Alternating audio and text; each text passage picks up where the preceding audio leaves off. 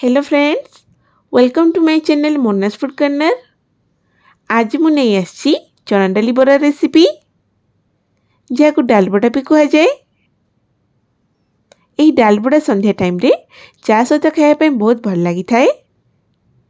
डाल बड़ा बनाया बहुत कम इंग्रेडिएंट दरकार आ बनाया भी बहुत सहज।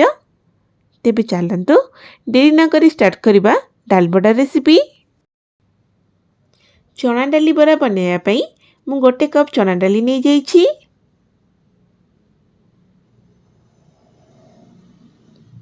एबे इथिरे किछि पानी दे दोछि। वर्तमान या कभर करिकी 3 ରୁ 4 घंटा बतरिबा को छाड़ी दबा। 3-4 घंटा रहिला परे एठी डाली हमर भले से बतरी जाइछि। एठी डाली को भले से सफा करिकी पानी सब को बाहर कर नेछि। एबे डाली सब को ग्राइंडिंग जार रे दे दोछि। एठी मु गोटे मुठा डाली को अलगा रखिछि जेको आमे परे व्यवहार करिबा। एबे चना डाली को ग्राइंडिंग करनबा। ग्राइंडिंग कला बेले जमार पानी देबेनी कि पूरा भले से पेस्ट करिबेनी, टिके दरदरा पेस्ट ही रखिबे। देखंतु चना डाली को दरदरा करी ग्राइंडिंग करनेछि। एबे चना डाली पेस्ट को गोटे बाउल को बाहर कर दोछि।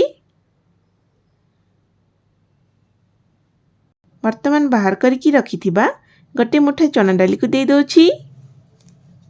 2टी बड़ साइज रो पियाज को चुना चुना करी काटिकी रखिथिली ताको दे दोछि। 3टी कंचा लंका को काटिकी रखिथिली ताको दे दोछि। 2टी सुखिला लंका को काटिकी दे दोछि। अल्प किछि भुर्संग पत्र दे दोछि। अल्प किछि धनिया पत्र को काटिकी दे दोछि। गोटे चम्मच अदा रसुण रो छेचा को दे दोछि। गोटे चम्मच जीरा दे दोछि। चना डाली को टिके क्रिस्पी रखिबा पई गोटे चम्मच चाउଳ चूना दे दोछि। स्वाद अनुसार लूण दे दोछि। एबे सब को हाथ रे भले से चकटी दोछि।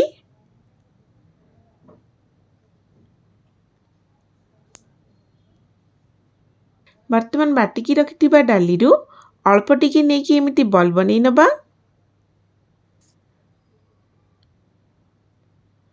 एबे बनैथिबा बॉल को 2 हाथ रे प्रेस करके टिके फ्लैट शेप रो बनै नबा। एथि आपण टिके तेल किंबा ओदा हाथ होइकी बनेबे जा द्वारा आम चना बटा हाथ रे लागिबनी।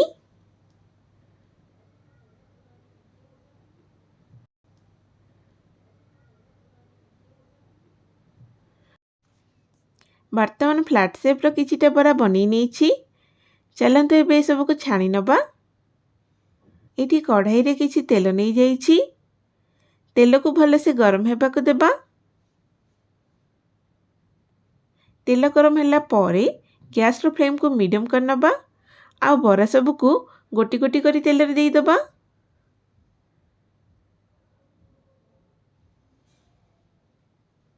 गोटी ରୁ 2 मिनिट फ्राई होला परे बरा सब को उल्टै नबा।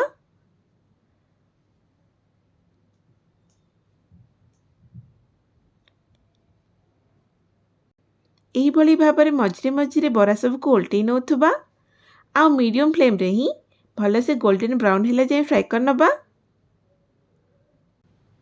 बरा एठी भले से फ्राई हो गलानी। एबे बरा सब को गोटे प्लेट को बाहर करनबा।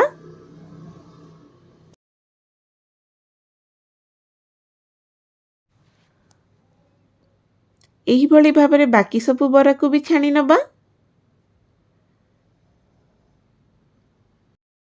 देखंतु आमर चना डाली बरा प्रस्तुत हो गला।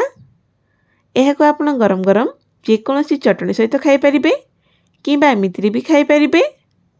आपण एहा को निश्चय थरे घरे ट्राई करंतु। आशा करूछि भले लागिबो। तेबे रहुछि मु पुणी आसीबी आउ एक डिलीशियस रेसिपी सहित। Thank you.